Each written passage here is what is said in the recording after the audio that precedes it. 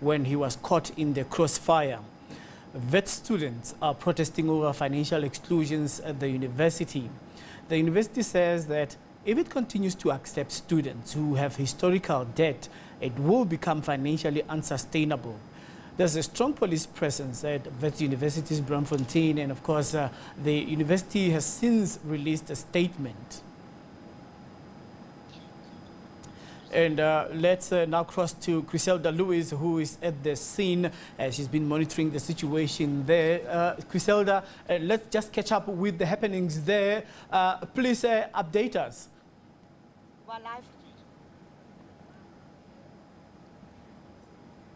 Well, Colin, at this stage, we are down Empire Road at this particular stage where students have now moved from where they were in Braamfontein earlier on this morning into this early afternoon.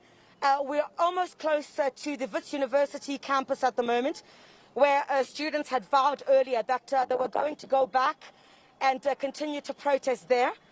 That is where we are at this stage. So, Colin, I'm going to show you how extremely difficult it is at this point to move from one point to the other.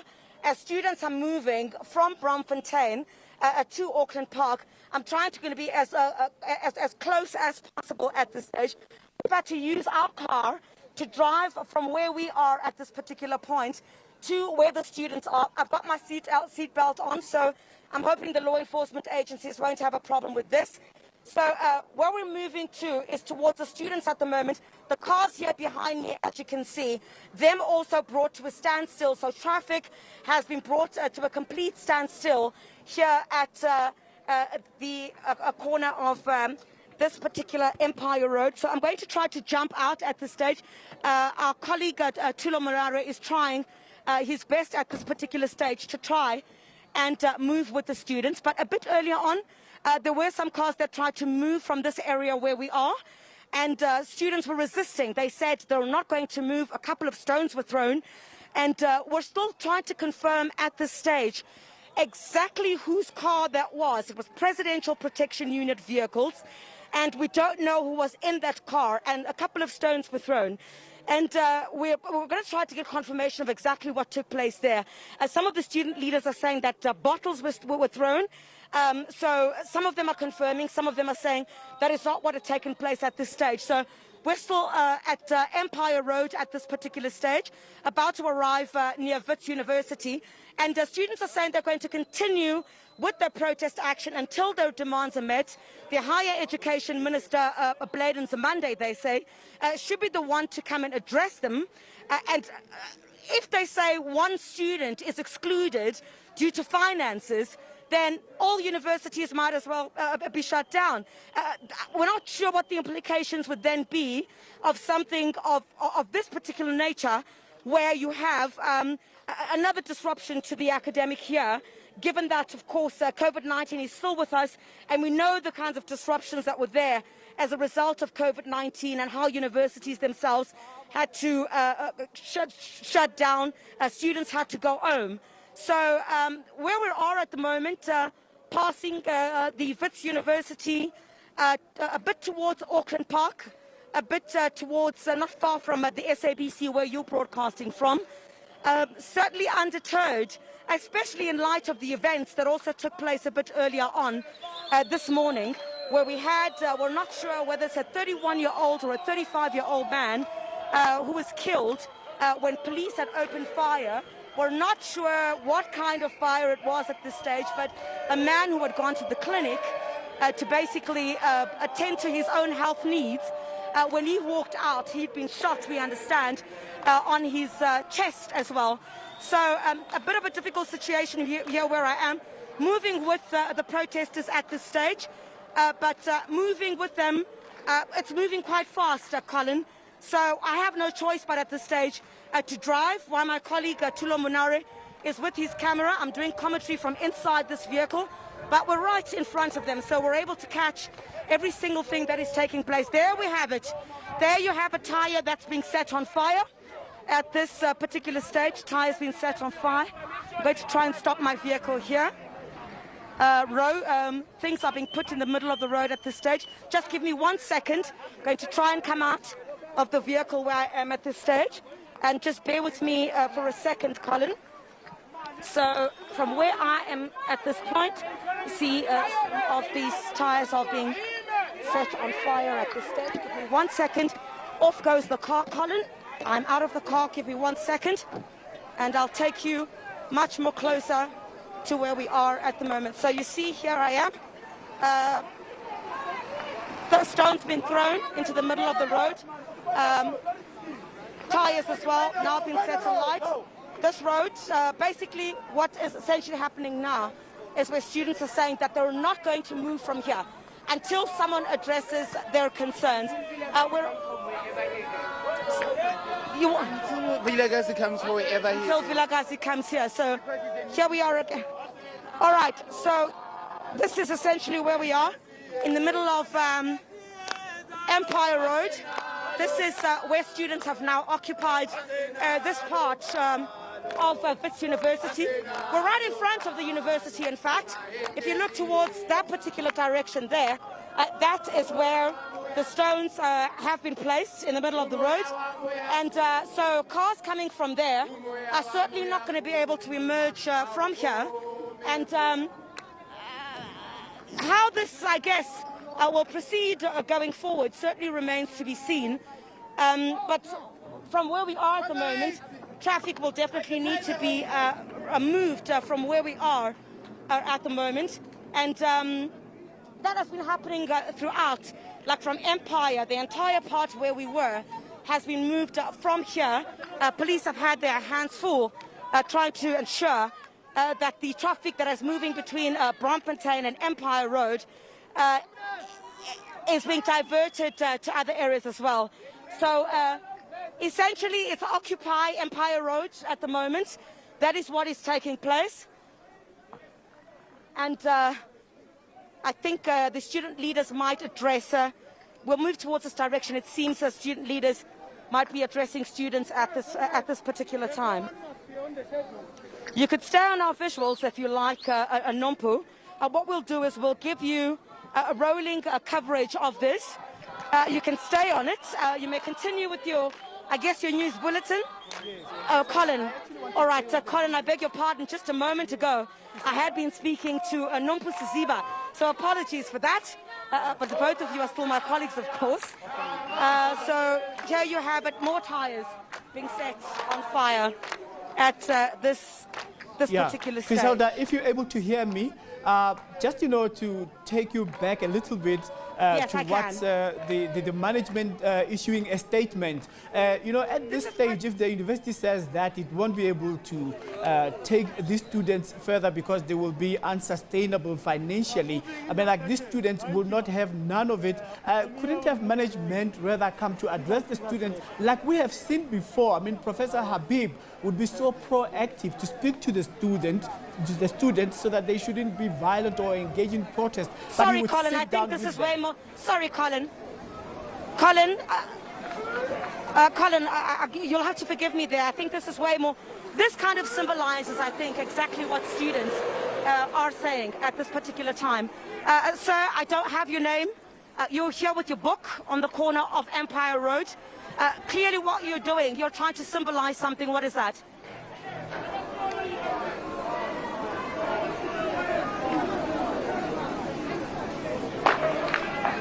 And he remains silent. I guess that symbolizes something, Colin. Yeah. Okay. Yeah, Griselda, what I actually wanted you may please proceed, Colin. Yeah, what I wanted to speak to you about was the attitude of management towards the students, that shouldn't have they been proactive rather to address the students like they have done before, as we have seen Professor Habib coming out to address the students, or even the representative from the council of the university to address this issue of admission, rather than issuing a statement saying that they will be financially unsustainable if they take them into this academic year of 2021.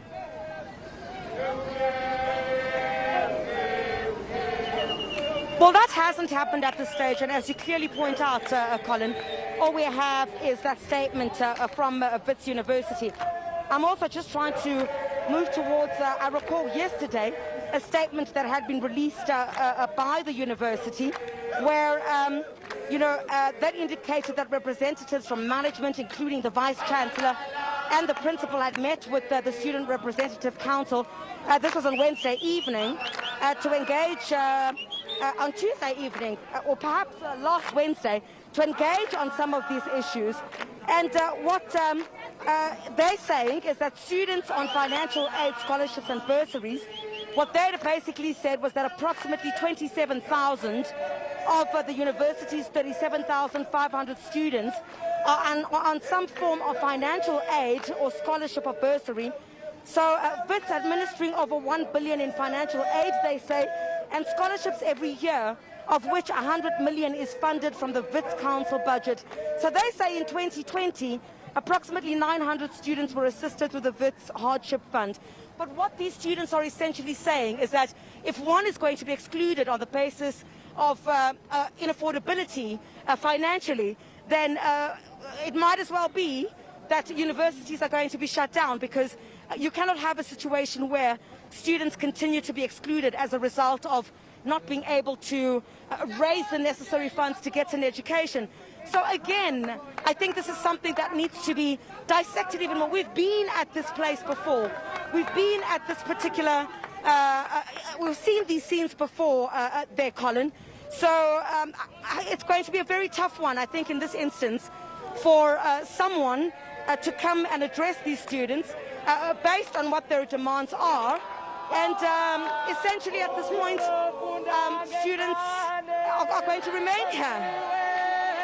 All right, Griselda, we will actually keep on monitoring the situation as you are our eyes and ears, and of course coming to us live. Griselda Lewis is just a few seconds away from where we're broadcasting, and she is keeping us apace with the development, and we will hear from her. Really impressive reporting there as she was multitasking. You can put Griselda Lewis on a motorbike, she will report, and you can give her a car and a camera and a video journalist. She will give you what you want to hear, and she will also show you, together with Tulo Monari there, and giving us a very detailed coverage of the events as they unfold at Wits University, which has issued a statement earlier speaking to us about the development concerning what's been happening. So the university was saying in a statement that following the shooting, they would remain financially unstable if they admitted the students. Let's take a listen to this. Wits University is deeply saddened to learn of the passing of a 35-year-old man in the Braamfontein CBD outside of Wits University today. The university extends its condolences to the family of the deceased. The university condemns any form of violence and calls on all persons to keep calm during this very difficult time. Based on media reports, the university's current understanding of the situation is as follows. Protest action occurred in the Braamfontein CBD earlier today. The SAPS were managing the situation. Initial reports suggest that a civilian was caught in clashes between the protesters and SAPS and regrettably lost his life. At this stage, the university does not have confirmation of the cause of his death. 2 student reporters were injured and 3 protesters were arrested and taken to the Hillbrow police station. All queries directly related to this incident should be directed to the SA Police Services, as they were on the scene and were managing the matter as a public order incident. The university continues to seek further information on this matter. Wits has made available health and counselling services to students and members of the community who need assistance. The university notes with deep concern the escalation of the situation, which is regrettable, and the university calls on all persons to remain calm during this difficult time. The university remains committed to seeking creative, peaceful solutions to any outstanding issues in the higher education sector. All right, so Wits University says that inquiries should be directed to the police. We're doing that right now. Let's get a detailed report from the spokesperson of the police, Lieutenant K. Makubele. A very good afternoon to you, sir.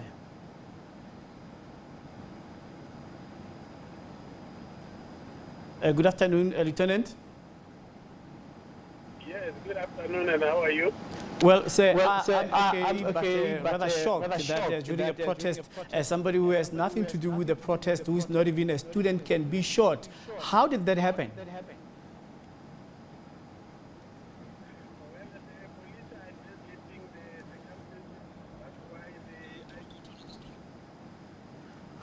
Right, we will try and, all right, we will reconnect with K. Makubela, who is the spokesperson of the police in a moment.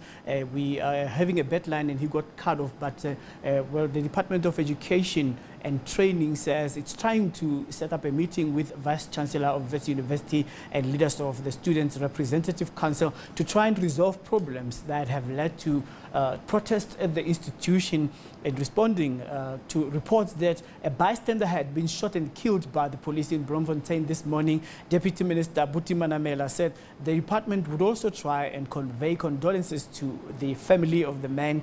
Manamela said loss of life during protest was quite unfortunate and unnecessary. We are trying to find more information so that we extend our condolences to the family. This is quite unfortunate and obviously unnecessary. We do not encourage or condone in any way situations where during protest that there is loss of death. We are in contact with the university, with the Vice Chancellor. We're also trying to get hold of the student leadership so that the issues are resolved as speedily as possible. Yes, some of the issues relates to what could be regarded as national issues, but most of the issues that we browse through were issues which both the leadership of the university and the leadership of the students can and should be able to sit around the table and resolve. We will give them the support that they need so that this can be resolved. And similarly, with all the other institutions where there are these kind of challenges. All right, SABC economics editor Tendega Williambeki weighed in on the issue of student funding at Wits University.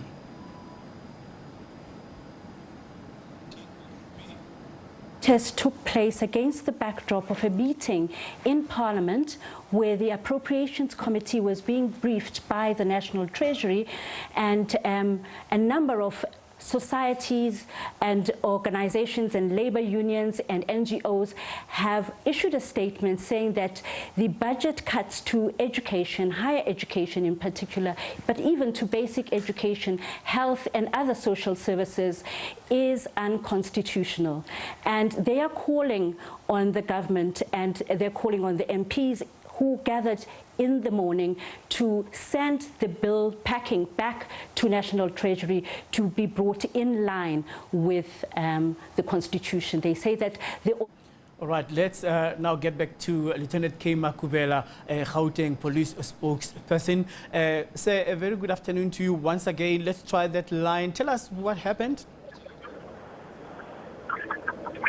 Good afternoon, sir. Indeed, we had an incident this morning where one person was found dead in Skemmer and Becher Street in Braamfontein. However, we have summoned the relevant stakeholders, including IPT, to determine as to what actually transpired. So a man comes out coming from a clinic and students are protesting and he gets shot, just like that?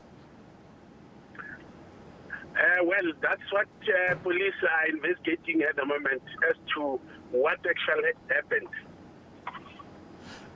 So a person can die without the police not knowing what had happened. I mean, is the police officer in particular who could have pulled the trigger at that time not trained to shoot at what he can see and aim at it rather? That's why there is an investigation. We will determine as to who was actually involved in the incident. What was the briefing that the police got when they went to monitor this protest? Well, police were deployed in the area to maintain law and order. From the look of things this morning, when the students were protesting, even going back to yesterday, they were asking to have their views heard. And the police shot at them yesterday when we spoke to the leadership of the student representatives. And they said that the police shot them without any provocation. Why do the police have to shoot at students who are demonstrating peacefully? The public order policing who are dealing with the protest were deployed in the protest. And we believe they know as to when to act when it's necessary. We believe if there is anything wrong, all those things will be revealed in our investigation. Sir, before you investigate anything, from the visuals that we have as the SABC, are you aware that your police sound very, very angry and agitated at the students, that it's not even surprising that somebody could have been shot, even the wrong person who was not even protesting? As I'm indicating, the circumstances of the incident is what is going to be investigated as to what transpired. But we're telling you about what transpired as and when. Somebody got shot. The students got shot when they were not provoking the police. The students are singing and dancing and they want to be heard. So how does the shooting come into place when the students are saying that they want to address management, but the police are just shooting at them? I want to know why. Before you investigate, can you just tell us why do the police have to behave that way towards the students? As I'm saying, the public order policing were deployed at the institution. And those police knows as to when and how. Okay, so when must the police shoot? So when must the police shoot the students? As I'm telling you, the police who were deployed, they were from public order policing. And they know when and how to deal with public or protest.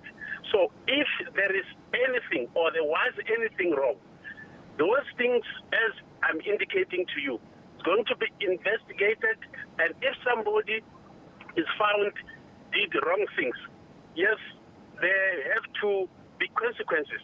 All right, so now, if they know when and how to act, they shot the wrong person.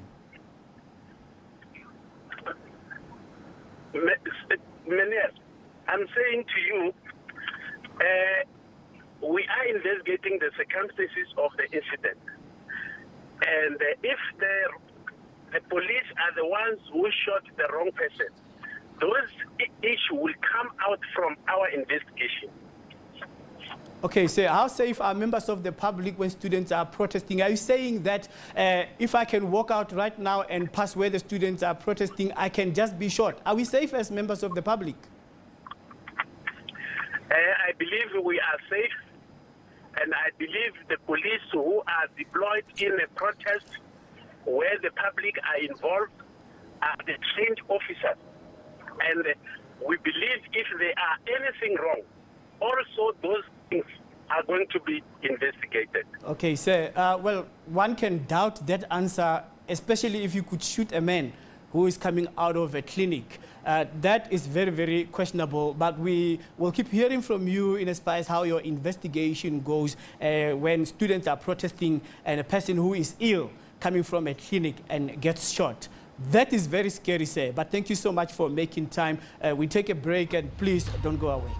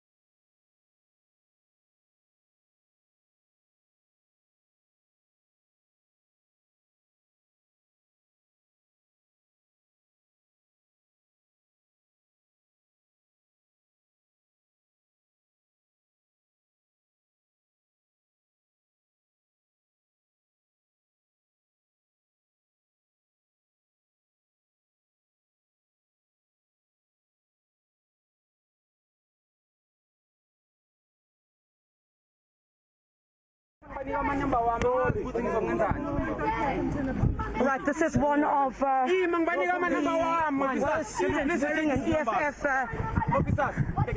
These are the live visuals at the moment. Just moments after the police basically shot at students.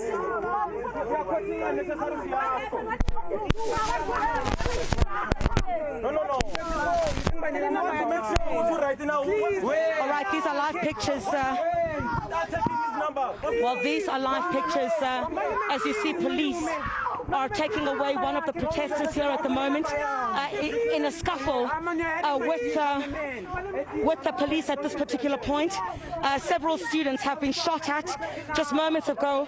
Police. Wait. Can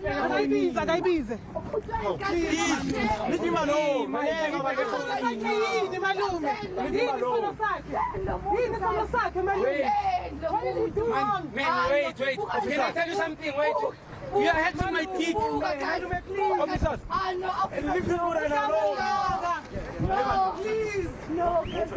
Well, Colin, these are live visuals, as you can see at the moment. There are police Nyala coming to fetch him. And now, essentially, this is the police are taking him into the Nyala. This one of the students that's been arrested here this afternoon after police had fired rubber bullets just a few moments ago. Students had essentially barricaded Empire Road, him still hustling with police at this particular point. And that's what the scene is at the moment. Pushed into this police Nyala. You could see police reinforcements have been brought in at this particular time. Let me try and see. I think the sister. Sorry, ma'am. Is there any way we could have a word with you? I do apologize at this time. I can't hold. Is that your brother? No. Oh, all right. All right. So you can see at this particular point, one of those arrested has been taken into that police Nyala at this stage. Well, Empire Road at this particular stage has basically been cleared at this time. So I'll see if I try. There you have the police Nyala leaving at this particular time. One of those who was arrested has been taken. Another police Nyala leaving at this particular time. So this particular area here, let's just move towards this particular place with my colleague Tulo Munare. These were some of the gentlemen who had been very close to. Do you mind if we had have a word with you, Putwam, at this stage? No, I have no comment. You have no comment. All right, so these are some of the students, of course, who had occupied Empire Road, and that's where, of course, they said that they were going to sit there and ensure that nobody moves to that area until their demands are met. So then police came through. As soon as they did, you had essentially quite a number of police come through, fire rubber bullets to disperse those students. Those students have now left from this particular area.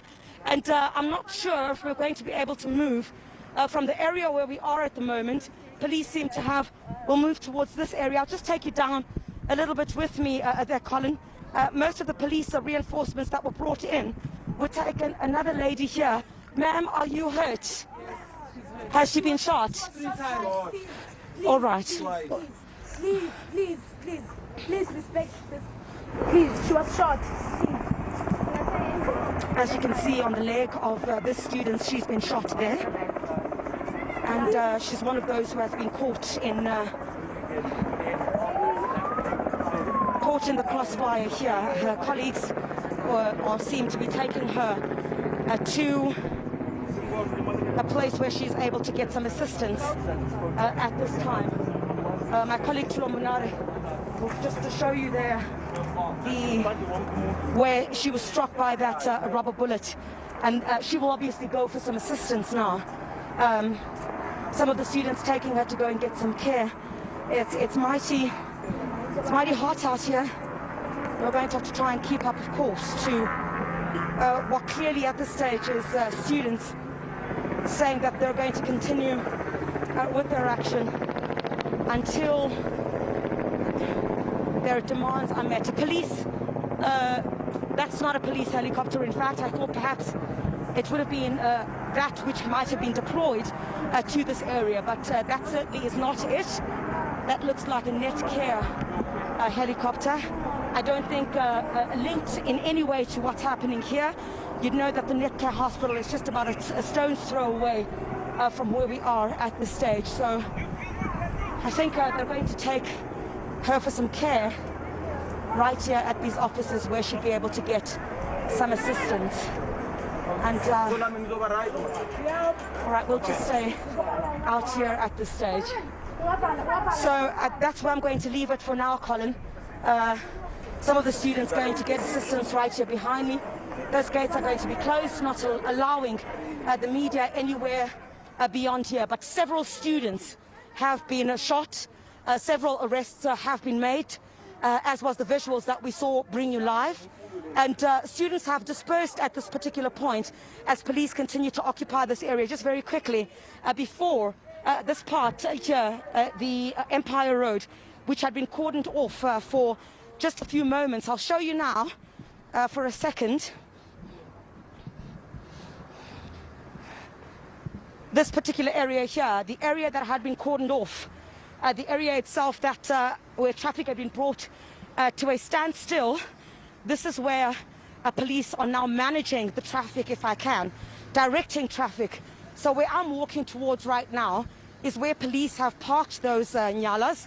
It's one of the areas, I guess, over the next few hours that they're going to have to monitor due to the fact that this is one of the areas where students said they would occupy. So you'd forgive me a bit there, Colin, losing a bit of my breath. A bit of that tear gas there can take its toll on you every now and again. But students quite adamant that they'll continue with their protest action until their demands are met. But for now, that certainly seems to have been brought to a standstill as the police are keeping a watch of this area now, where you had a bit earlier on students who had basically burnt some tires as well as put stones in the middle of the road. As we return to this area again, police have managed to remove the stones to allow for peak time traffic, which is going to start at any moment now. Colin, I'm going to ask you to please, or in actual fact, let me try and bring in Buwang Jones, who I see is from the Human Rights Commission here, and perhaps grab an interview with him as well. Mr. Buwang Jones, we're live on the SABC News channel. Do you mind if we're able to speak to you at this moment? Mr. Jones, a very good afternoon to you. We join in very much at this moment from what you're seeing and what is happening. What do you take from it? Well, our presence here is to assess the situation, to see how we can assist in quelling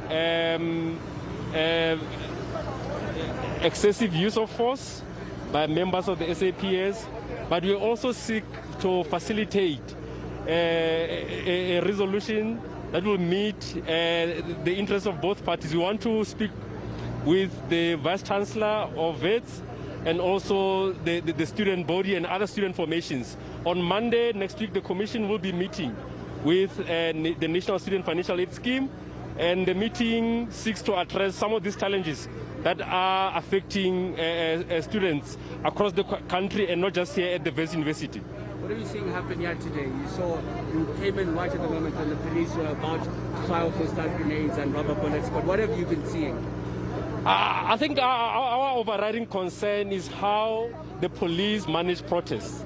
We have in the last 6 months been engaging with the SAPS and the different metropolis departments in Gauteng to assist them in managing public protests. And we should not criminalize protest. Everyone has a right to protest. Even the police, when they quell or deal with protests, they must exercise proportionate or use proportionate force and not use excessive force. And there must also be engagement between protesters and the police.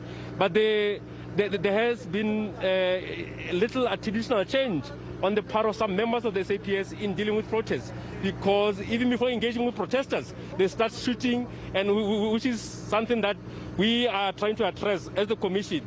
because there has to be reform, there has to be change in how protests are managed in the country.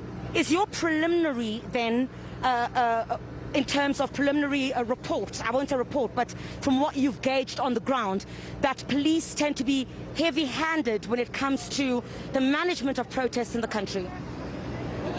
That is our preliminary assessment of the situation. I should also take this opportunity to condemn the brutal killing of a civilian. We condemn it in the strongest terms. We appeal to IPIT and other law enforcement agencies to apprehend those who are responsible. From here on, I'll also be visiting the Hillbrow police station to meet with some of the students who were apprehended today, because they also have a right to legal representation, to see how we can facilitate legal assistance to them. But we are concerned with how the police have been managing protests and how they have conducted themselves today. I was a short while ago in a telephonic conversation with General Mtombeni from the Gauteng SAPS, and I've expressed my concerns. I also called the Provincial Commissioner, Lieutenant Elias Mawela, to also register my concerns about the way in which the police have managed the situation. I must also speak then on the burning of signs that you've seen, as well as just the cordoning off of the roads. Is that fair on motorists, and should students have a better way to approach their protests?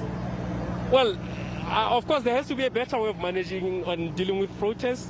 We cannot prescribe how students should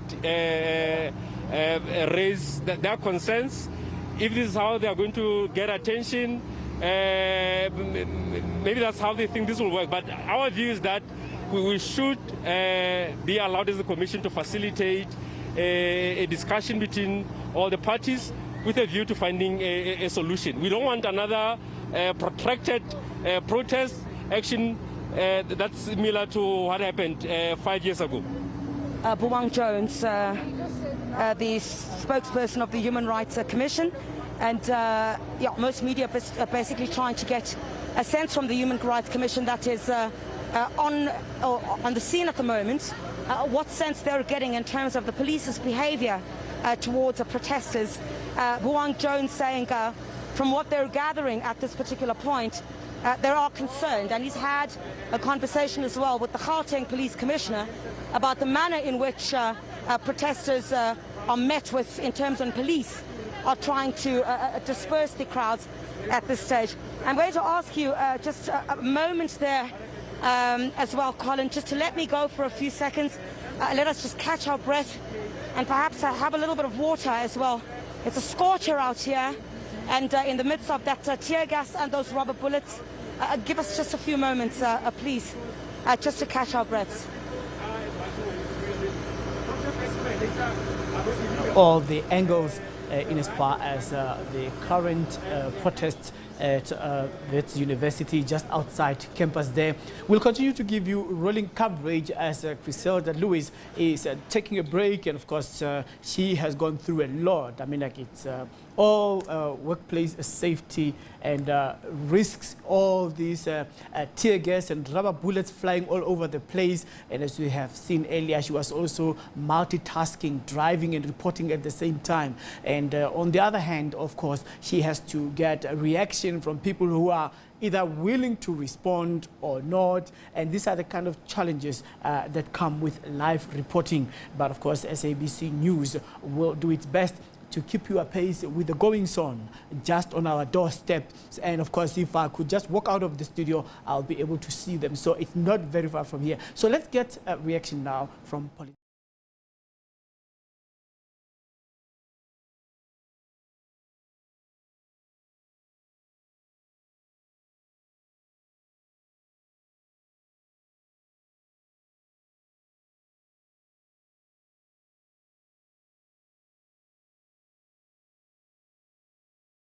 Deceased. But the most important part of all of this is that when the Fees Must Fall movement started in gained traction in 2015, we had thought that there would be a change in all of the things in revolutionary and in ensuring that there is transformation that happens within the education system. But we are still sitting with a problem where the minister is blame shifting and saying that these are the problems that have been inherited by the previous administration, and we cannot have that. If a minister of of higher education cannot be stern in putting the South African students first, he needs to go. That is exactly why we're also calling for the axing of Minister Begetsane, because this is a clear case of police brutality.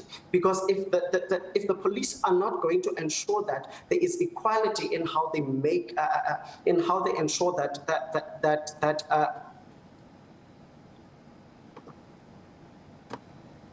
But we have lost that link. We were still speaking there to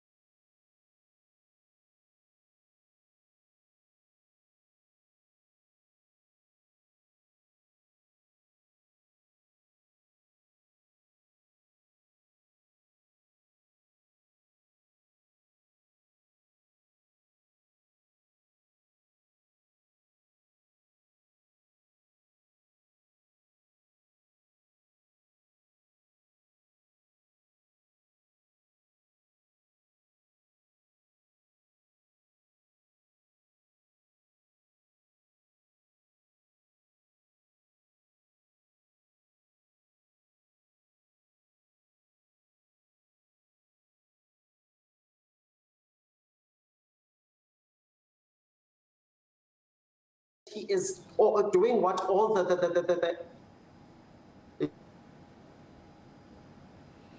All right, that link is giving us the problems, and of course, let's try to get the FF Plus MP, Tammy Vessels, who joins us via the telephone. Well, let's get your reaction to this. Start out by saying it has always been the FF Plus's opinion that there should not be protests at institutions of learning. That is schools, that is universities, etc. And then let me secondly, my EFF colleague said and mentioned that they protested for free education. But the fact of the matter is that there is no such thing as free education. Somebody always pays. And in this instance, these EFF and ANC students want the university to pay for these school fees, and we think that is completely unacceptable. Furthermore, I believe that this is a direct fault of the ANC and of the ANC government and their utterances, and especially former President Zuma's, that promised free higher education to students. And now we are seeing protests. We are seeing people being killed because of these protests, because they are having been they've turned violent, and police have had to be called in. Furthermore, I can say that we do welcome the investigation by IPID into the police occurrences that took part there, because at the end of the day, people should be held accountable for shootings, whether and that process needs to take its course. But I think that is genuinely my stance. And maybe just a last thought, the youth of today have learned by example that if you break and you burn, you will get everything. And the fact of the matter is, and the FF Plus's opinion is, that breaking and burning solves nothing. It is not going to miraculously make money appear out of thin air. It is not miraculously going to solve our problems and solve our economic woes. And the fact of the matter is, within this pandemic, within all of these intricacies and trials we've seen, with our country standing on a fiscal, cliff, we cannot afford to actually assist students with more than R1 billion of student debt, because the fact of the matter is, higher education should not be prioritized. Basic education should be prioritized, and we've seen in what a mess our basic education currently is. Okay, so let me just pick up from what you said about the protest. You are saying that the students have to learn that when you break and burn, you will get what you want. Are you saying that the students deserve to be shot at and be brutalized like this when they were trying to engage the management of the university so that they can discuss the issue of the exclusion of students who could not afford to be re-registered? And of course, I'm trying to really just make you hear their voice here. They are saying, coming out of 2020 during the lockdown period and COVID-19, they lost their loved ones, their breadwinners. So right now they have nothing, but they don't want to be excluded from education, not because they don't have anything. That is not what I'm saying. That is totally not what I'm saying. The fact of the matter is that I was in student leadership myself. I was on the SRC myself. We had issues just like we currently have with regard to bursaries not paying out, with regards to students not being able to. But there is a way, and there is a way to approach any situation. To break and to burn is not the way to get management's attention. That is not the way that university students are supposed to be acting.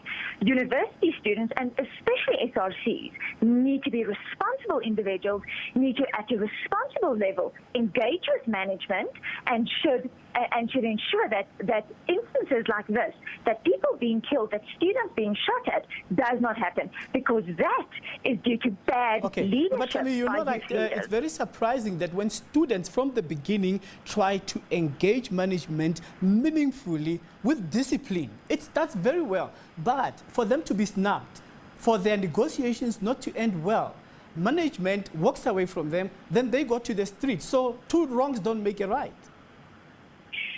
That is the fact of the matter. Two wrongs do not make a right. I 100% agree with you there. But the fact of the matter is, then you find other means, and you find other channels. But violence is never an option.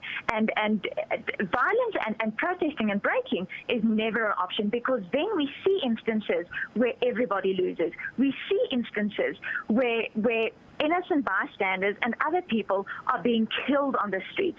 And this is a tendency that we've seen years and years and years.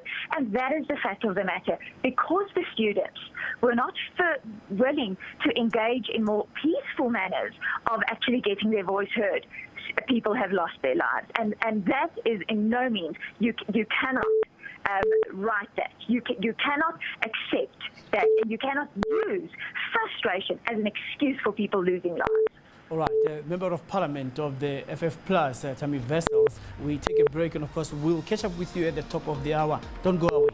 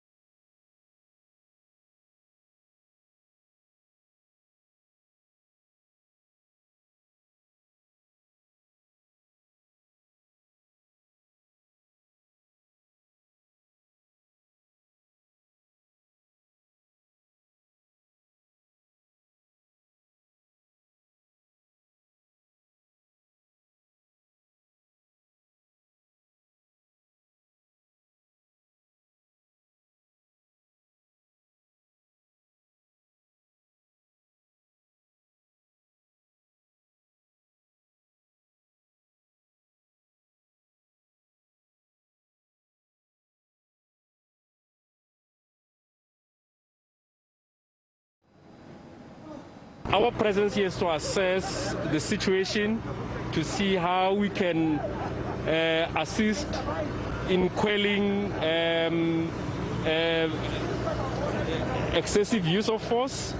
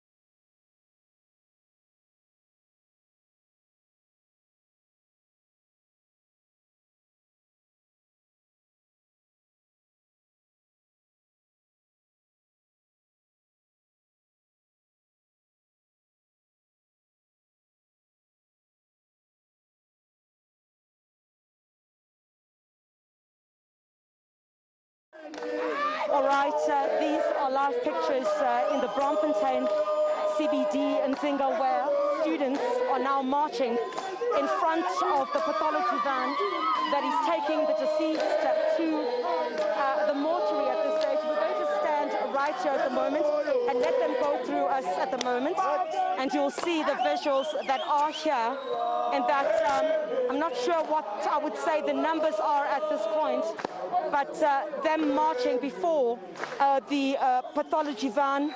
The 31-year-old man, of course, was caught in the scuffle between police as well as students a bit earlier on, and they feel that it would only be decent, dignified if they could do so, while the circumstances are being investigated at this point in terms of what exactly had transpired. Let's just move towards this direction now. We'll come back, Nzinga, on this particular point. We'll show you right here on the top as we move a bit closer to where you have the Johannesburg City offices, where students have now moved towards. I'll just check. We're on the corner now of Bickard Street, on the corner of Bickard at the moment, where students have now moved ahead of that pathology van. You forgive me a bit then, Zinga, while investigations are taking place at this particular point, but the circumstances that led to the exact cause of what we do know, of course, he was shot. And if police were responsible for that, either through live ammunition or rubber bullets, this is information that, of course, they would want quite clear as soon as possible. So I'll try and see if we can't bring in some of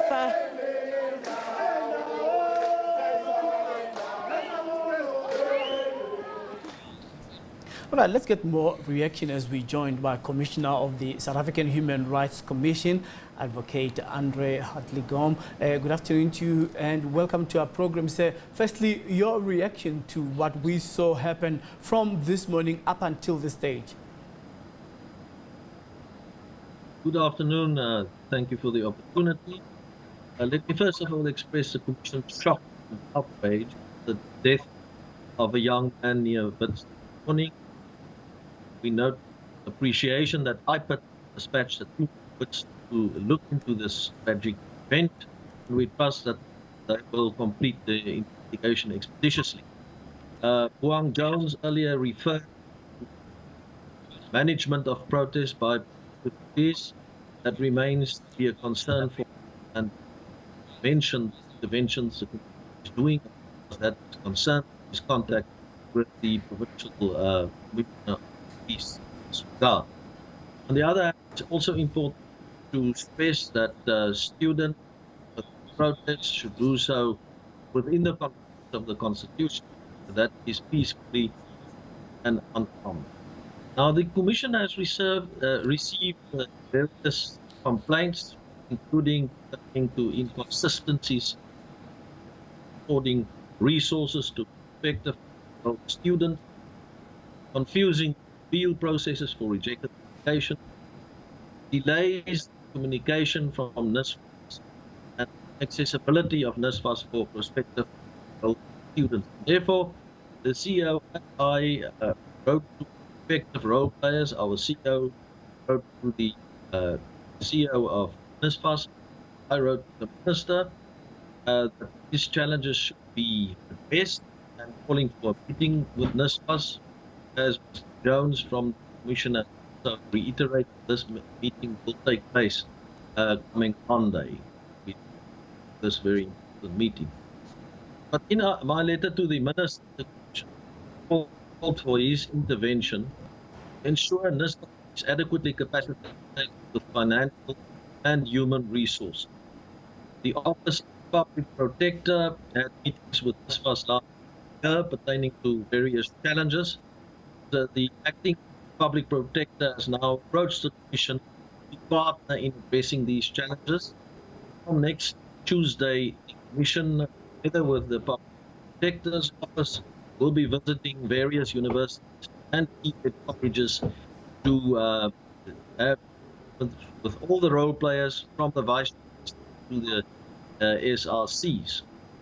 Meanwhile, and according to reports, we understand that a lack of an adequate budget for this has resulted in the current uncertainty about the funding of qualifying students and prospective students. You know, Advocate Gom. We discuss this. Yes, Advocate Gom. Unfortunately, you know, we are struggling to hear you. Your signal is very intermittent, audio-wise, but the visuals are okay here. We're going to devise an alternative means to try and reconnect with you, because our Zoom line is not really clear there. Or I guess it's Skype, yes. So we're going to speak to Pule Mabin now in the meantime, whilst we are still trying to fix that other problem, as we're having audio issues. Pule Mabi is the spokesperson of the ANC. Mr. Bambe, good afternoon to you and welcome to our program. Yeah, let's get your reaction first. Well, afternoon to your viewers. Of course, the African National Congress is concerned about scenes that we saw today outside Wits, including the reported loss of life of a student. We believe that there should be better ways to resolve problems, especially during this time. We know that our system, our higher education institutions are going to be constrained, with many students from different parts of the country vying and looking for space. This reminds us of scenes we saw at UJ some years back, where lives were also lost, meaning that by now there should be better ways to be able to manage the crowds, give out information, make sure that in whatever we do, we protect lives.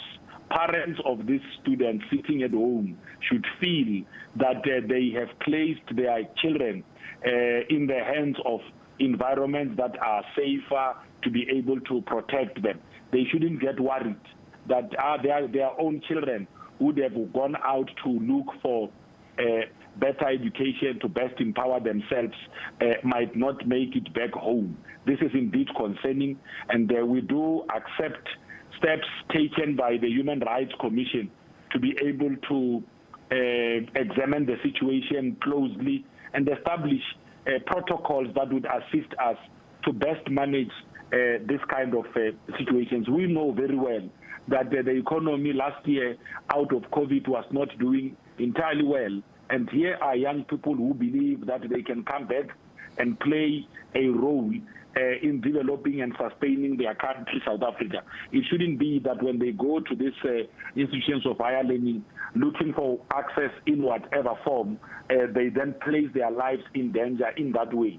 Institutions of higher learning should find better ways to engage with students. Law enforcement officers should be there to enforce the law, not to do things that would otherwise compromise lives.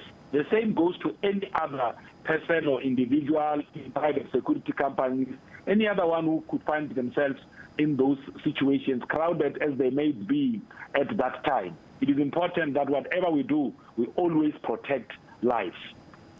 Didn't we as a country see this coming, that if we are coming out of a pandemic and there is going to be institutional problems in as far as public services are concerned, the students would be put in harm's way in as far as funding is concerned? If the Minister of Higher Education can come and say students will not be funded because there isn't enough money, there isn't any solution. So what must students do? Well, indeed,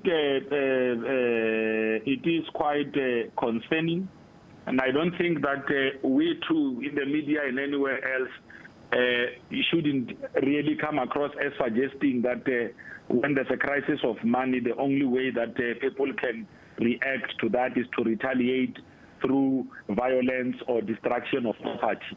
I don't think that is the kind of a citizenry we are trying to breed in our country. We are trying to breed a citizenry that appreciates the importance of dialogue, that appreciates and acknowledges that solutions could be found just by way of engagement. We need that. You know, we have established structures, even in those universities. There are structures that are supposed to serve as platforms of engagement with students or any other person who might be looking for information. What we should do is to make sure that information is made available to students or anyone much earlier in the day.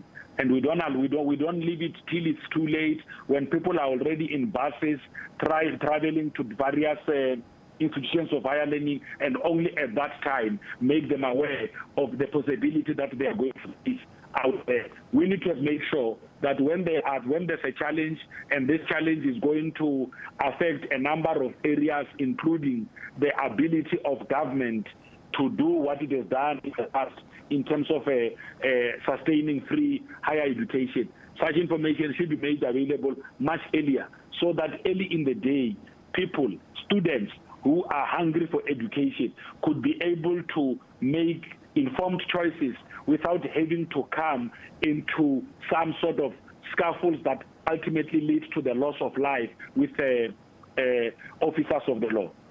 Well, Mr. Mabe, you can be rest assured that we were covering this story from the beginning. Even yesterday, the student leadership were trying to engage with the Wits management, but they actually were accosted by the police, and they said the police shot them before they could even start protesting.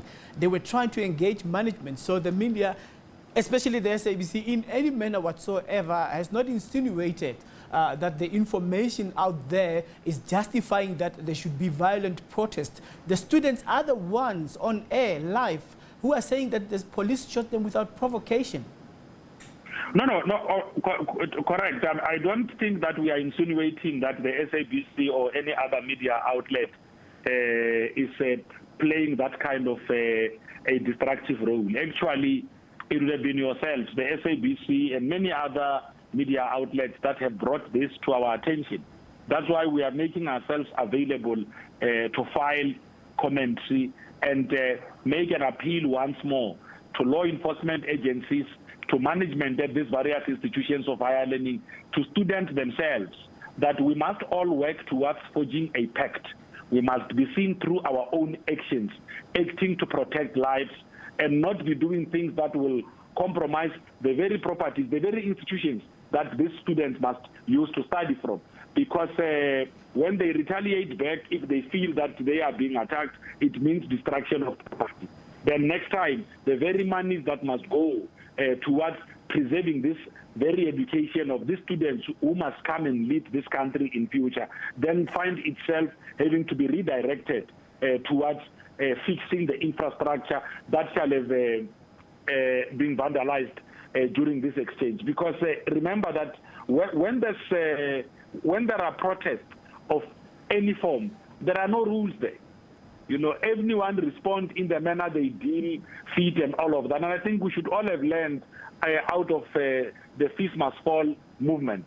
We know that when students take to the streets and when they feel that they are not being engaged in the manner that would allow a facilitate for a solution, especially the leadership of students, it just ultimately tends to create a crisis, because the ones who lead students also need to be going back to their own constituencies and being able to deposit feedback on what is coming out of management. And it always works it's always a two-way stream, that if management listens to students and if students are accorded an opportunity to reflect and place their issues on the ground, they could be able to facilitate some form of consensus. Where the country is at now, if there's one thing that we can't all afford to have, is this sort of destructive protests that are vandalizing the very infrastructure that we need to keep for generations to be able to be educated, that are leading to the loss of lives. We can't be.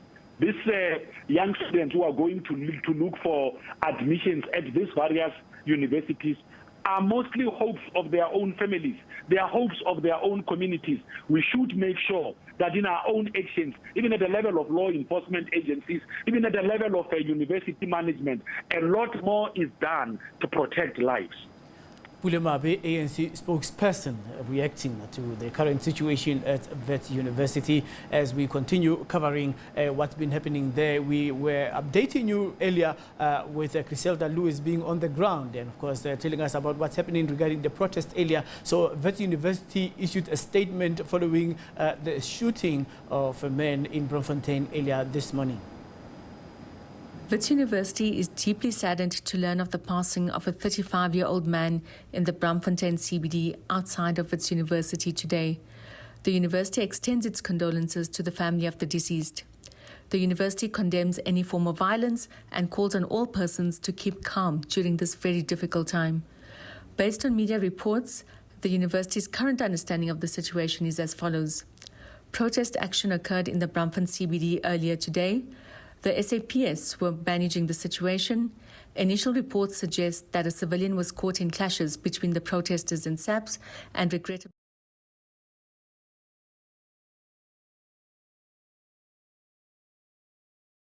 reporters were injured and 3 protesters were arrested and taken to the Hillbrow police station. All queries directly related to this incident should be directed to the SA Police Services, as they were on the scene and were managing the matter as a public order incident. The university continues to seek further information on this matter. Wits has made available health and counselling services to students and members of the community who need assistance. The university notes with deep concern the escalation of the situation, which is regrettable, and the university calls on all persons to remain calm during this difficult time. The university remains committed to seeking creative, peaceful solutions to any outstanding issues in the higher education sector.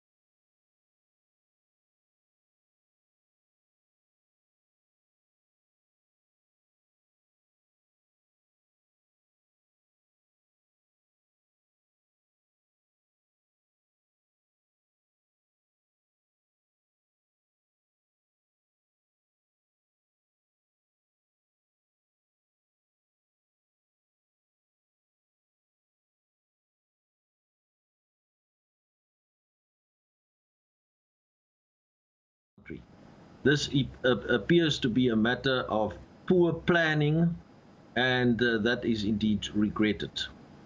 Given the serious turn of events, the tragic death this morning, and we are shocked and outraged because of what happened, we call that the finding of a solution in the NSFAS challenges be fast-tracked. We welcome the decision to extend the registration with 2 weeks, and we share the reported view of the Minister that all qualifying students should be assisted. Well, at the moment, there is a problem regarding what the students are feeling, that, you know, there is lack of sympathy and empathy from the socio-economic problems that were caused by, you know, COVID-19 and the lockdown effects on the economy generally. So if they were studying and now come 2021, those who are new students cannot be funded, and those who have historical debts cannot be readmitted. And the reason being, this institution will be financially unsustainable. I mean, who's financially sustainable now? Yeah, what we understand is because of the extended financial year, or these are the reasons that's being provided at present, due to the extended university year last year, and more funds that needed to be spent as far as that is concerned, and related COVID-19 challenges, that is the reasons that are advanced why the budget of NSFAS is not sufficient. If that is the case, then obviously government will have to make a plan to make sure that the NSFAS budget is indeed sufficient to be able to assist all qualifying students. Those are the words of the Minister himself, that he says his position is, his view is, that all qualifying students should be funded and should be assisted in that manner, and then that should be done, and the money should indeed be found to do that. One cannot have NSFAS is one of the most important tools to progressively realize the right to further education. And when you see there are all kinds of problems, not only with regard to the funds available, but also it appears in terms of how they are managing the situation, delays with regard to paying of the necessary assistance to students, creating this uncertainty, that is simply not acceptable. And therefore we call that a very urgent solution is found for this problem. All right, sir. Please keep us posted regarding that urgent solution, because that's what parents and students would like to hear, because they want to go to school. It's 2021 and nobody can afford a gap year. No, absolutely, we'll do that. And as you know, we're meeting with NSFAS on Monday. Cabinet is apparently discussing this very matter today. So we're eagerly awaiting the outcome of the Cabinet meeting, as well as of our engagement with NSFAS. And hopefully, very soon, these problems will be sorted out so that those students who need it most can indeed be in a position to resume their university studies or to begin their university studies this year. All right, thank you so much. Monday we'll be sitting right here to speak to you, and hopefully you'll be the one cooperating to speak to us, because you know it's difficult for us as journalists to get some of the officials. Thank you so much. Andrew Gom is the advocate at the Human Rights Commission that's speaking to us about funding for students and the forthcoming meeting between the Human Rights Commission, the Ministry of Education, as well as NSFAS. Political parties have condemned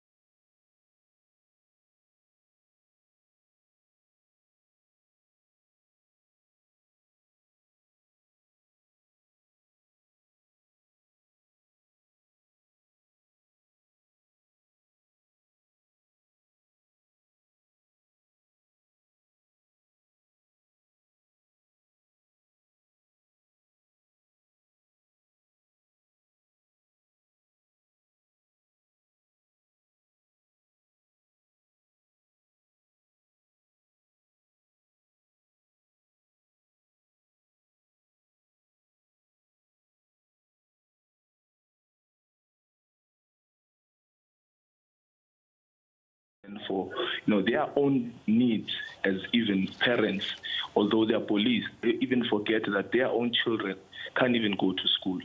When they wear that uniform, a demon possesses them. A white demon takes over their minds, and they forget to see black people for who they are. They only see white people. In Senegal, we saw white, violent men, fighting with police, entering the court, destroying property. But today, students who are peacefully protesting are being shot at. It goes to show that this country has got no interest in preserving black life, has got no interest in black people, but only supports and defends white people. We as the DA feel that the university should allow students to register for the academic year and work out an installment payment plan on how they will then settle their historic debt. We are also mindful that the universities are sitting with a predicament where their funding was also cut. But I am sure that when universities sit with the minister, that they can come up with a solution that can salvage the whole situation, because we cannot go on like this, because most of the students will now be outside.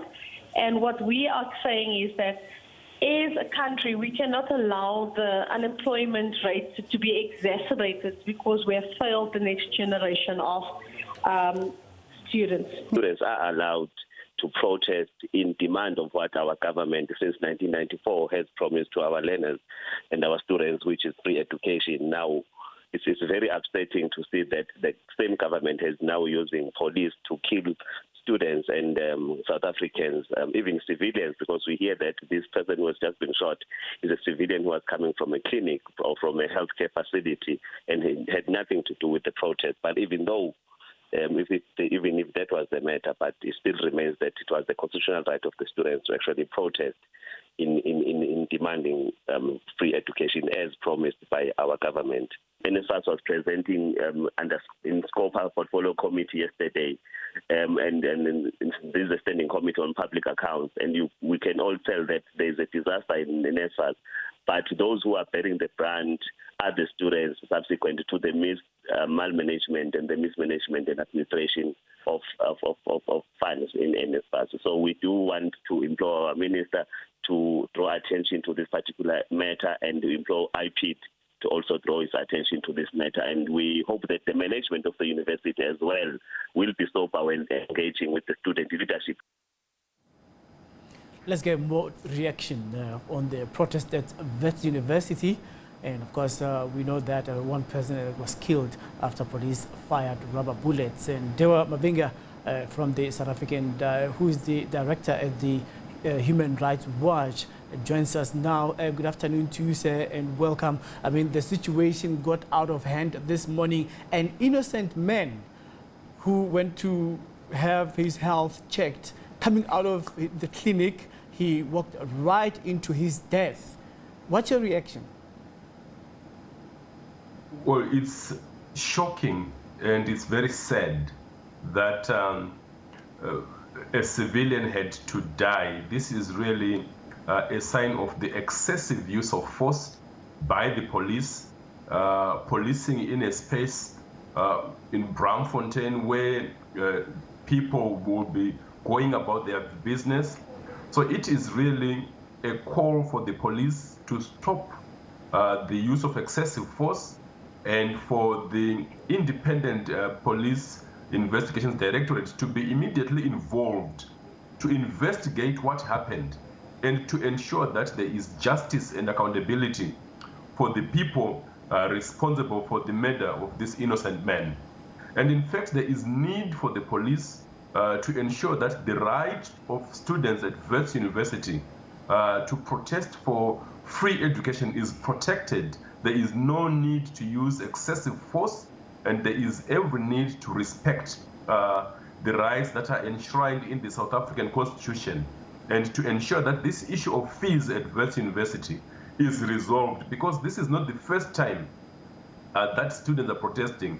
There was another wave of fees must fall protests in 2015 and 2016. So there is need for the authorities in South Africa to completely resolve this matter and prevent these protests, and to ensure that the police do not overstep in terms of their policing duties. There's confusion here. When I spoke to the FF Plus, they said when students protest, when they break and burn, they will get what's coming their way, and they should know that when they protest violently, it doesn't help anything. And of course, we engaged her when we were saying that also students get frustrated when they try to engage management and they do not really have the end of the negotiations going their way. When management walks away from them, they take to the streets. So what happens in terms of the rules of engagement to avert this kind of situation that we find ourselves in? I think to begin with, it is important for the university authorities to engage with the students in a way that is satisfactory to address the concerns and demands of the students, number one. Number two, it is important for the police and the university authorities to know that students and citizens of South Africa, everyone in South Africa, have a right to peacefully protest. So if there is a blockade and a frustration of efforts to protest, then that could result in acts of violence. Number three, when the police are policing protests, they need to operate within the framework of the law to prevent the excessive use of force and to ensure that there is no fatality that results from their policing. And also that the police should not be targeting bystanders, or should know that if they are using excessive force, it could reasonably cause harm to people who may not otherwise be involved in the process, as has happened today, that a civilian, who had nothing to do with the protest, who did not even know what was happening, was caught up in the fiasco. So the right to protest peacefully is guaranteed, and the police need to operate within the framework. We have got a legacy of brutal force that has not been held accountable within the police force in South Africa. And this needs to be addressed. There are many incidences where we have seen the police using excessive force, where otherwise the force was inappropriate and not minimal. So there is need for better training, but also for holding accountable members of the police who go rogue and step over the mark in terms of their policing duties. The police were saying that police have been trained to know when and how to shoot. And I didn't get a clear answer from Lieutenant K. Makubela earlier. I tried to ask the question in different ways. He didn't answer me. He said, no, they will investigate. Now, before we even investigate, sir, it's a problem when you see students sitting down and singing, when the students are having their hands in the air, saying, we just want to talk to management. Why are you blocking us? That is a point of frustration, and it's a powder keg. Absolutely agreed. It is a violation of a constitutional right to peaceful protest. The police must not protect or stand between the management of the university and students. They must only ensure that there is peace. So where students are sitting down, they have their hands in the air, it means they are peaceful, and the police must respect that.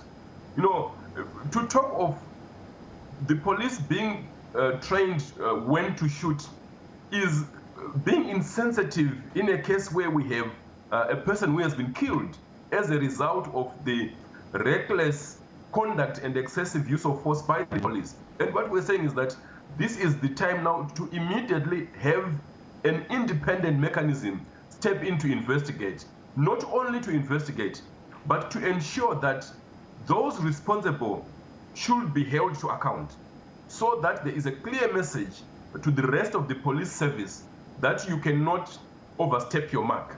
And even as the protests are ongoing, the conduct of the police in the coming days must be exemplary. They must step back and allow students to express their constitutional rights to peacefully raise concerns around free education in South Africa and at Wits University particularly. So if the police are saying that they are going to investigate, it doesn't help anything. Damage has been done. What's done is done. Somebody has died here. And the question is, if they have been trained, like Kema Kubela has said, the problem here is that if students have their right, what if they want to continue with this protest tomorrow? I mean, we had live visuals where the protests were ongoing and there's heavy police presence now. As parents, let's speak for the parents' perspective. Are our children safe to be doing for their education out there? And secondly, are civilians safe to be passing there? And then what if they could be caught in the crossfire? Well, certainly, students are not safe, civilians are not safe, as we have seen from the unfortunate incident today. And this is why those responsible for the unfortunate incident of the killing of an innocent bystander should be punished by law. Because if they are not punished, it breeds impunity, which is a condition where people can continue to disregard the law, to disregard human rights, knowing that nothing will happen to them.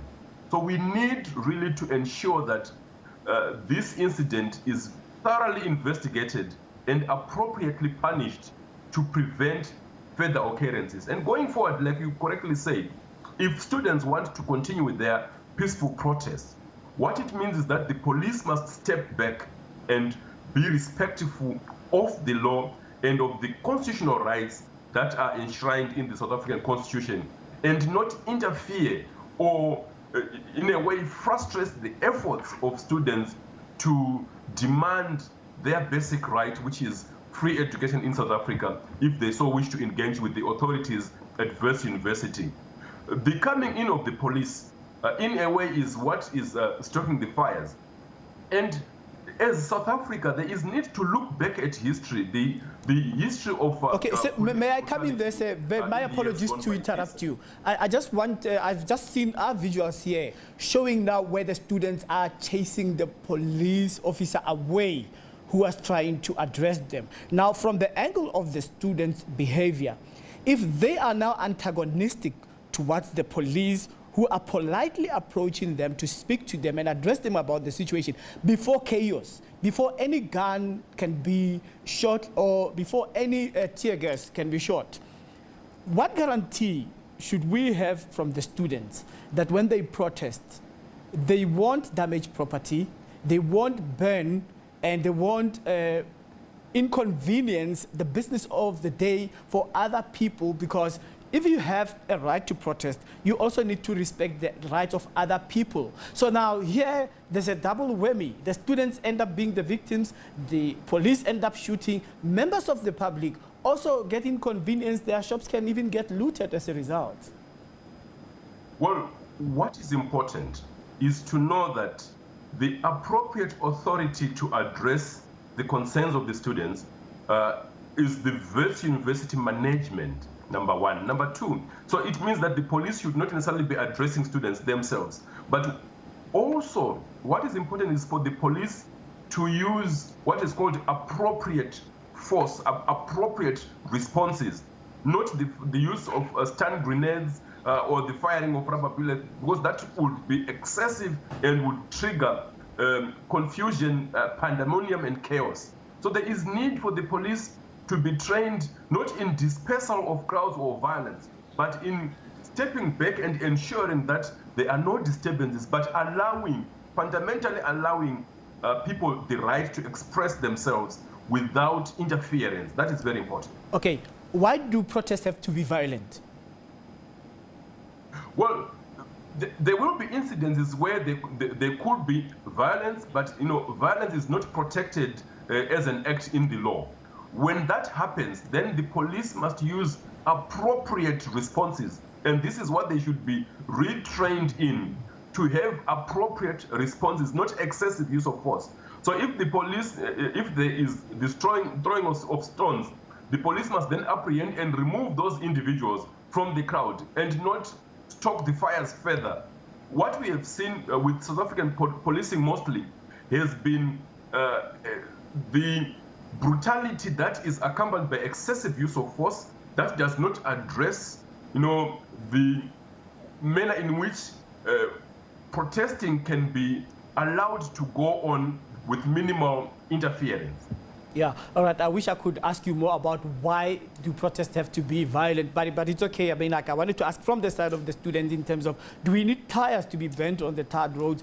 Do we need those stones and all that? Who are we going to throw them at? But it's fine. Our time is up, sir, but thank you so much for making time to speak to us. Dewa Mavinga, who is South Africa Human Rights Watch director, and reaction now more from political parties, and we also have to get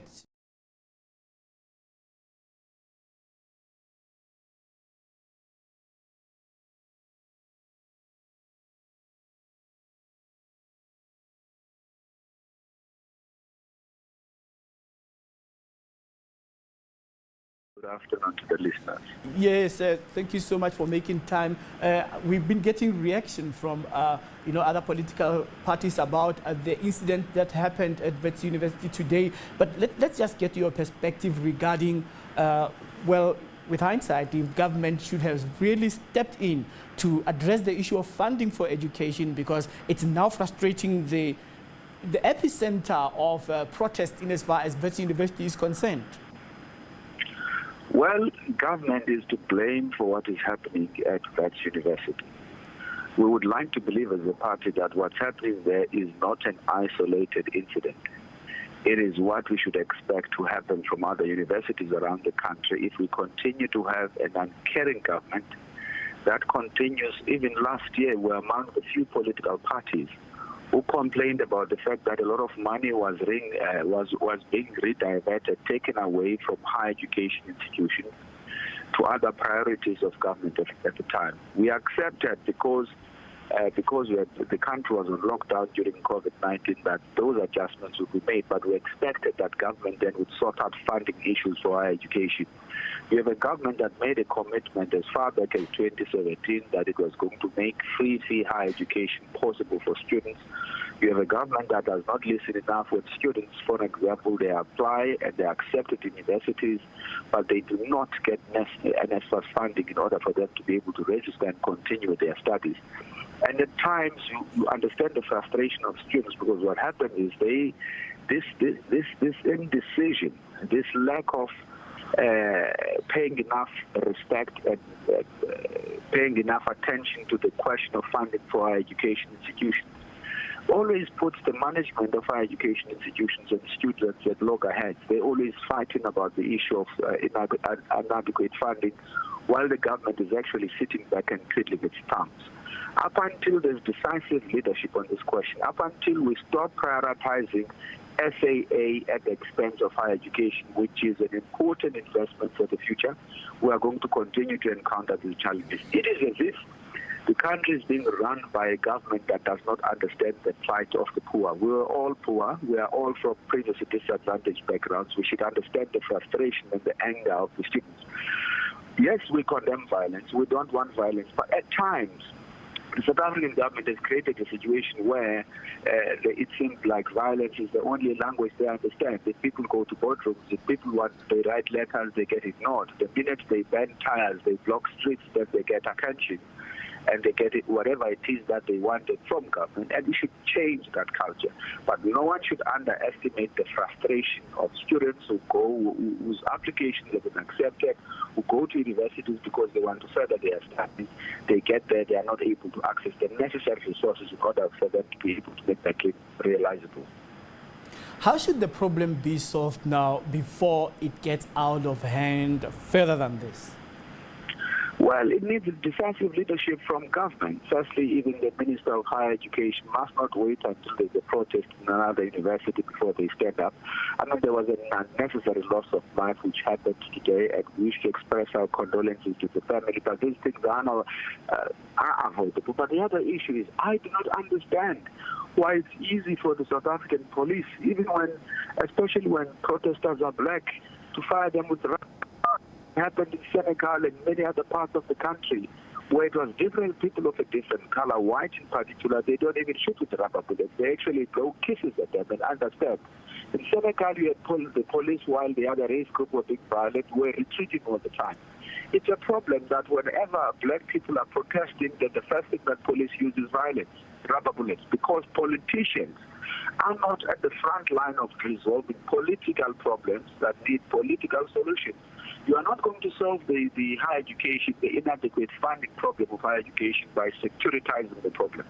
It needs leaders to go and engage with student leaders about issues that affect them. It needs leaders to understand what we need to do as a country in order to address the funding challenges in our higher education institutions. It needs leaders to understand that when we take funding away from higher education institutions, we are calling for protest in January when we don't have money. But it also makes it worse when you have NSS that is always chaotic. I think irregular expenditure amounted to 500 billion rand when we need that funding, for example, to be able to fund higher education institutions. It's a leadership question. The Minister of Higher Education, the President of the country also needs to make his voice heard about this issue before it gets out of hand. Do you think that the Wits University management is being incalcitrant when it comes to student engagement by just saying that they will be financially unsustainable? I mean, like with the question that was coming, that who do they expect to be financially sustainable after what the country and the whole world has been through?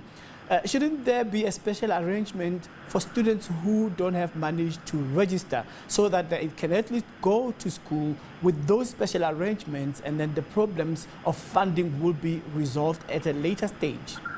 The reason why the university, without sounding like I'm their spokesperson, is because the government lacks credibility even on the promises that it makes. I want to give you an example. You had one of the industries which ferried the country around during the lockdown period, the taxi industry. They were promised 5 billion rands. Did they receive that 5 billion rands? Say, for example, tomorrow we're to go on a hard lockdown. Do you think they would comply with the 70% regulations that they were required, or half the trip? They will not, because why? Whatever was promised to them was never delivered. I suspect that it's because of a credibility deficit problem that you have, where government would make commitments to institutions of higher learning, say, do this, will avail funding, and when the time comes for them to do so, they do not do it. I'm sure what they would require is not a flimsy commitment that is made on a platform by, say, a minister addressing a gathering. What they would want it in black and white, where you have Treasury committing to avail funding for higher education institutions in order for these institutions to be able to do what they require. So going forward, sir, what should happen in the meantime for students who are now frustrated? And as you and I can see that they will have none of it, that they don't want to sit at home and do nothing after what had happened last year. So now for 2021, they want to get back into academic action. It needs political leadership. It needs all the stakeholders, the university management, government, students, all the relevant stakeholders need to sit around the table and to map up a solution for this problem so that it doesn't recur. We need to solve it once and for all so that we don't sit with this problem every time there's a new academic year. We always sit with this problem, because what we do is we decide to paper over the cracks instead of addressing the fundamental and the underlying issues. If there's a discussion that needs to be had about saying National Treasury reallocating resources from some line functions or some budget items to the higher education sector, then we must do that. If there's a need for South Africa to introduce tax, a little bit of tax, for example, in order for us to be able to contribute to a public pass in terms of being able to fund free higher education, then we must do that. We must look at all the models, all the modalities, all the proposals that were made when we had the fees must fall protests around the country, some of which, or if not most of which, have never seen the light of day. We need to go back to the drawing board again. Thank you for making time to speak to us, sir. Much obliged to you. Thank you, sir. Ngabayomzi Kwankwa, UDM MP, speaking to us about the current funding problems at Wits University. We'll see you at the top of the hour. Don't go away.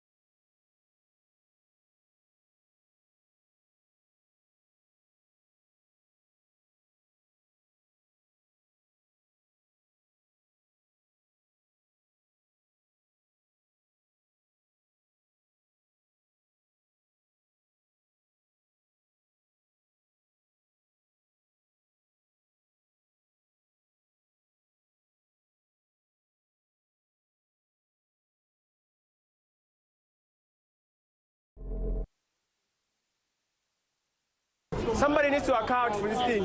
This cause must account. We're being shot. We're being shot. This man is not even a vet student. They were shooting at normal civilians. Peaceful protest. And this is what they do to us.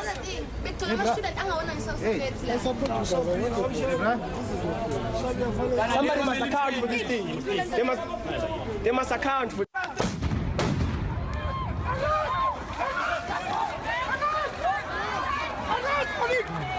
Arrest, please! Let's arrest them! Let's arrest them! Let's go down there! Let's arrest them! Arrest! Arrest! Arrest them, please!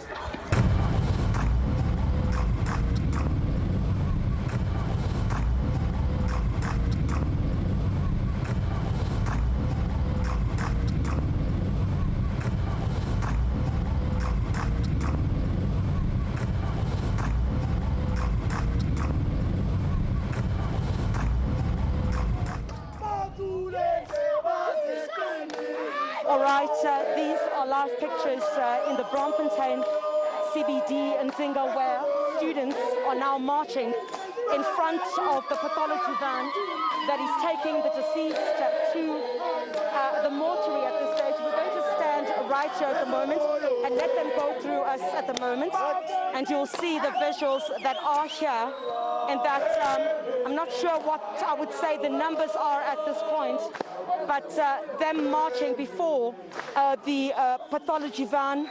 The 31-year-old man, of course, who was caught in the scuffle between police as well as students a bit earlier on. And they feel that it would only be decent, dignified if they could do so, while the circumstances are being investigated at this point in terms of what exactly had transpired. Let's just move towards this direction now. We'll come back, Nzinga, on this particular point. We'll show you right here on the top as we move a bit closer to where you have the Johannesburg City offices, where students have now moved towards. I'll just check.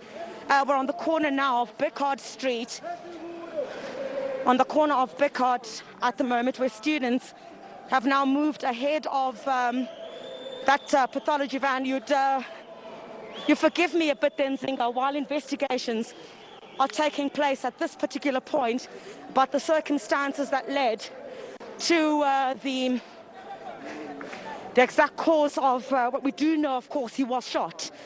And if police were responsible for that, either through live ammunition or rubber bullets, this is information that, of course, they would want quite clear as soon as possible. So I'll try and see if we can't bring in some of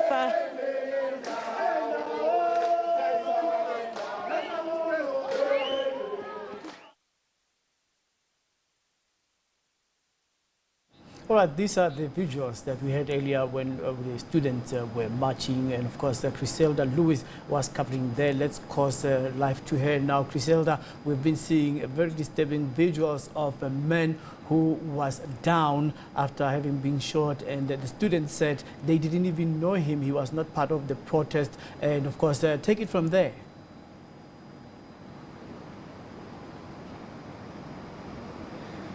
Well, that's right, Colin. At this particular stage, we know that the Independent Police Investigative Directorate is investigating the circumstances under which that man died, coming out of a clinic while the protests were taking place outside, and being caught in events that he had nothing to do with. Those visuals that you've just seen on your screen, CCTV footage, that the SABC now has is in its possession, which clearly indicates, as you can see, the man is sitting next to one of the vehicles while there is, of course, that scuffle between the police and the students, and one of the police officers walks by, and whether deliberate or not, one certainly cannot tell at this stage, that firearm goes off, hitting the deceased here on the chest. And then, as you can see in that CCTV footage, he then stands up from that position where he is, carrying his medication in one of his hands, and he tries to stand up, and just a few meters away, well, that's where he collapses, and that's where we believe he had died. We understand from Netcare officials that at the time that they tried to check whether he was still breathing, he had already passed on at the time. Those are the first visuals that you're going to see that sort of paint a picture towards what possibly happened in the moments to when the deceased himself had died. And I do believe perhaps that that is going to be one of the key pieces of evidence that the Independent Police Investigative Directorate is going to need in order to get to the bottom of exactly what happened there. But certainly lots of condemnation over what transpired in that clip that you played a little bit earlier on. Buwang Jones from the Human Rights Commission was here and saying that preliminary investigations certainly indicate that police may seem to have been heavy-handed in the manner in which they dealt with the student protest. The students are demanding, of course, access to education. This area here behind me, from those visuals that you played earlier, where police had basically fired rubber bullets as well as tear gas, and it dispersed students from here, just in front of one of the entrances of Wits University. All of that has now been cleared. Police have been stationed a bit towards my left. You might not be able to see that at this stage. There is a police nyala that is keeping an eye on what's taking place now, given the fact as well that it is a peak time traffic. So the situation at the moment very calm, but quite disturbing visuals there from that CCTV footage, which indicates what possibly could have happened in the run-up to the shooting of the deceased and what happened slightly after, to the point at which he had gone to collapse and died on that pavement. You know, Griselda, when you talk about that man getting shot right on the chest after he stood up to walk across carrying medication, earlier I spoke to Lieutenant Colonel Kema Kubela, who said that the police have been trained to know when and how to shoot. That doesn't add up.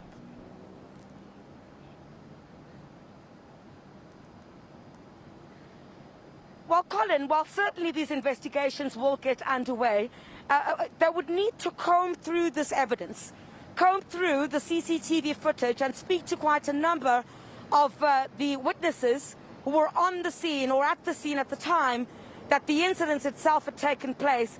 But from what we are seeing in terms of the footage, as it were, the deceased is trying to hide on the floor, carrying his medication, and then as he sits down and he remains there, that is where the police officer walks past him and with his firearm pointed towards the left, and that's when it goes off, and that's where you can automatically see that the deceased then brings his chest up, and you can see there is a shot.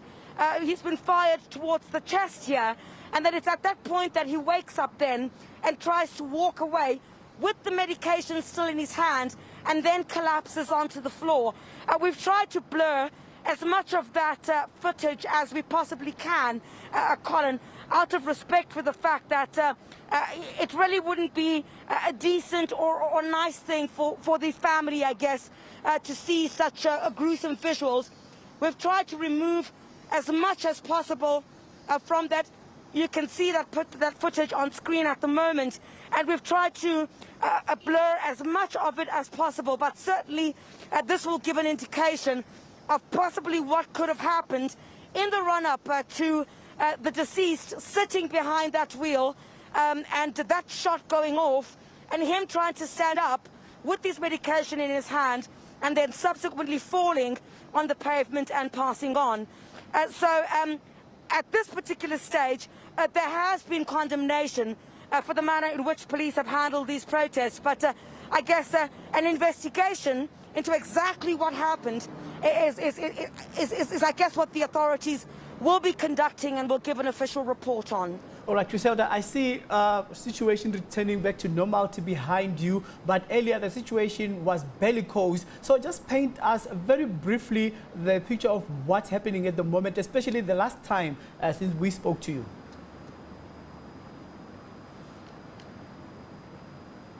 All right, Colin, the situation very calm at the moment. This is the very scene here behind me. We're just at about, I think it was shortly after 3 o'clock, is it? Yes, where the students had marched from Braamfontein to this particular area. They'd burnt tyres here and basically blockaded the road with some of the bricks. And a few moments later, police had arrived, quite a number of them carrying their guns, and that's when they opened fire, dispatching rubber bullets and trying to remove the crowd that was here a bit earlier on. So real scenes of absolute chaos at this very point a bit earlier on. Several arrests have been made. We'll have to get a full tally from the police a bit later on. But of course, absolute scenes of chaos here. A number of students also injured as well, and quite a number of them arrested. At the last time I spoke to the Human Rights Commission, Buwang Jones, who is the spokesperson for the Human Rights Commission, had indicated that he was going to the Hillbrow police station to chat to some of the students who had been arrested amidst the chaos here. All right, Griselda, let me tell you, when you are still alive, you know, we can put you anywhere, even behind a motorbike. You can even drive your own car, multitask while you are reporting live. And I must say that they say you shouldn't congratulate a fish while swimming, but I am saying you are doing a good job and was away. And I hope I'm going to be alive for a very long time, Colin. Thank you very much. Long live Griselda there. Thank you so much. SABC reporter Griselda Lewis bringing us live coverage of the event as they've been unfolding throughout the day under the scorching sun, and giving us rolling coverage of the protest at Wits University. As you have seen, the situation has returned to normality. Earlier, we spoke to Gauteng Police.